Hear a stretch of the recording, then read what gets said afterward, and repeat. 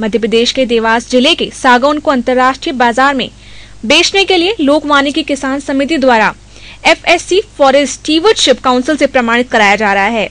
FSC एक ऐसी agency है जो सागौन और अन्य इमारती लकड़ियों का सर्टिफिकेशन का काम करती है, जिसका मुख्यालय जर्मनी में स्थित है।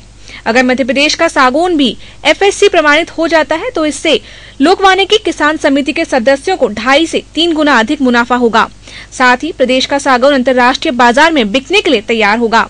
लोक वानिकी किसान समिति ने FSC के लिए 14 जनवरी 2007 को आवेदन दिया था। इसके बाद WWF और नेचुरल रिसोर्स कंजर्वेटिव काउंसिल ने देवास जिले की सतवास तहसील में किसानों की निजी भूमि पर लगे सागौन के पेड़ों का निरीक्षण किया था, जिसकी रिपोर्ट तैयार करके FSC को भेजी थी, जहां प्रमाणीकरण की प्रक्रिया को पूरा किया जाता है। अभी लोक वानिकी किसान समिति के सदस्य प्रबंधन योजना के तहत सागौन की लकड़ियां बेच पाते हैं और समिति द्वारा 11 जनवरी 2013 से अभी तक 14 करोड़ रुपए का भुगतान किसानों को कराया गया है। समिति की ओर से वन संरक्षण के क्षेत्र में कुशल कार्य किए जाने पर राज्य शासन द्वारा कई पुरस्कार भी दिए गए हैं। लोक वानिकी किसान समिति के प्रदेश अध्यक्ष KK सिंह ने प्रदेश के किसानों के हित में कई सराहनीय कार्य किए हैं, जिसका लाभ प्रदेश के किसानों को मिल रहा है। सागौन के प्रमाणीकरण के लिए भी KK सिंह ने सार्थक पहल की है, जिसको लेकर आज WWF और नेचुरल रिसोर्स कंजर्वेटिव काउंसिल की टीम ने जंगल का निरीक्षण किया, जिसमें WWF के director Ashish Mishra, natural resource conservative council के प्रबंधक मन्नू जोरा मेटन, प्रबंधन योजना के अधिकारी KM सक्सेना के अलावा लोक वानिकी किसान समिति के प्रदेश अध्यक्ष KK सिंह, जिला अध्यक्ष किसान लाल पटेल, सचिव प्रेम नारायण पटेल सहित अन्य किसान मौजूद थे। 2003 से हमने शुरुआत की 11 जनवरी, तब से लेकर अभी तक करीब 14 करोड़ से ऊपर किसानों को इसका भुगतान हो चुका और विधवन तो नाम मात्र का इसमें हम प्रबंधन करते हैं। लोक वानिकी के तहत जो अपने पुराने वृक्ष हैं नए लगाते हैं, जो विधवन होता है उसके कागज निकलते हैं और इस प्रकार के जो जितने भी हैं मतलब उसके वो प्रबंधन के अधीन आता है। शासन के द्वारा वन मंडल से हमें आदेश मिलते हैं। वैज्ञानिक प्रबंधन योजना है, चूंकि है प्रोजेक्ट बना के हम परिचित अधिकारी के यहाँ पेश करते हैं, वहाँ से हमें वन मंडल जाता है, हमारा प्रोजेक्ट वहाँ से स्वीकृत होता है।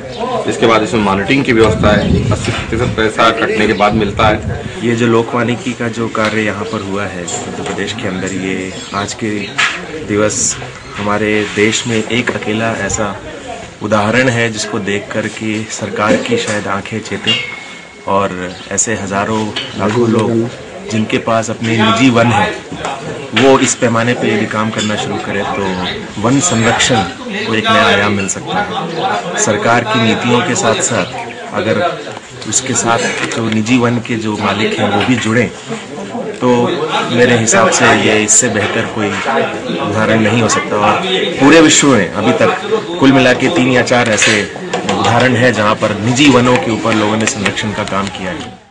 हम लोग तो ये 5वीं हमारी इस तरह की प्रयास है। हम इससे पहले 4 और जगह भी कर चुके हैं, जिसमें कि गवर्नमेंट के फॉरेस्ट भी है और इस तरह के कोऑपरेटिव्स भी 2-3 हमने किए हुए।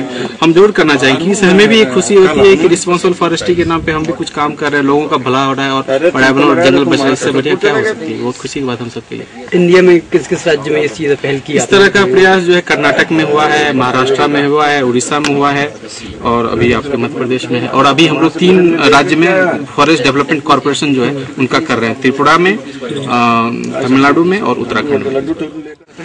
कटती भी है और बेचते गए 2-3 कटे मतलब हो गई होगी और भी अभी तलाश जा रही है मतलब कटवा देगा तो कटे तो अच्छे। कितने हेक्टेयर में लगा हुआ है जंगल?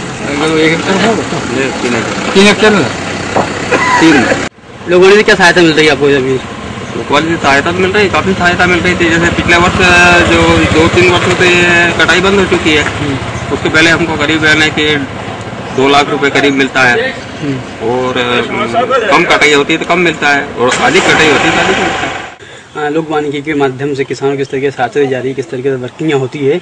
वो पूरा प्लानिंग में ही बना रहा हूँ, पूरा प्लान प्रोजेक्ट में बना रहा हूँ, एग्जीक्यूशन कर रहा हूँ और उसके बाद इवन द सेल डिपो तक उसके अंदर जो ग्रेडिंग है और उसका जो कैलकुलेशन है वो भी मैं उसको चेक करके उन लोगों को बता के देता हूँ। उस आधार के ऊपर इन ग्रामीणों को पूरा पैसे की उपलब्धि होती है।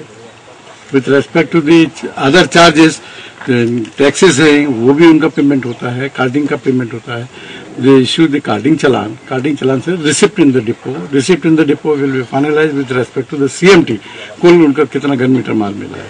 With respect to that उनकी जो रेट प्रिस्क्राइब है उस आधार के ऊपर उनको पैसे का वितरण हो. जहाँ तक लोकवानिकी का सेटअप के बारे में है, लोकवानिकी बेसिकली इज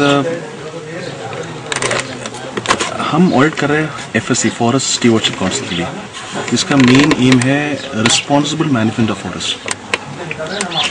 ये नहीं कहते कि फॉरेस्ट को यूज़ नहीं करना चाहिए, कि जब तक फॉरेस्ट में से इकोनॉमिक बेनिफिट नहीं निकलेगा प्रैक्टिकली उसका कंजर्वेशन शायद पॉसिबल नहीं. सरकारी जंगल ठीक है, उनके अपने नियम होते हैं, उससे बचे रहते हैं, लेकिन जो प्राइवेट कंट्रोल में फॉरेस्ट होते हैं अगर उसको बचाए रखना है तो उसमें से समहाउ अदर फॉरेस्ट ओनर को एक इकोनॉमिक बेनिफिट मिलना चाहिए. FSC क्या देखती है, इकोनॉमिक बेनिफिट भी हो, एनवायरमेंटल सस्टेनेंस भी हो, प्लस इकोलॉजी वाइज भी मेंटेन हो और सोशल एस्पेक्ट्स भी देखा जाए. जैसे हेल्थ हो गया, सेफ्टी हो गया, वर्कर्स राइट्स हो गया, एनवायरमेंट प्रोटेक्शन हो गया. तो ये सभी चीज़ें एक साथ देखा जाता है. जहाँ तक लोकवानिकी का है, the beauty of Lokvaniki scheme is that from what I have understood, अभी यहाँ पे जंगल को मैनेज करने के लिए एक मैनेजमेंट प्लान बना हुआ है जो फॉरेस्ट डिपार्टमेंट के अधिकारियों ने अप्रूव किया होता है. तो ये बोलते कि ये जो आपका जंगल है इसमें आज अगर 100 पेड़ है, उसमें से जो पेड़ मैच्योर हो गए जिन्हें वहाँ रखने का शायद उतना बेनिफिट नहीं होगा, उसकी एक प्लान तरीके से कटाई हो सकती है.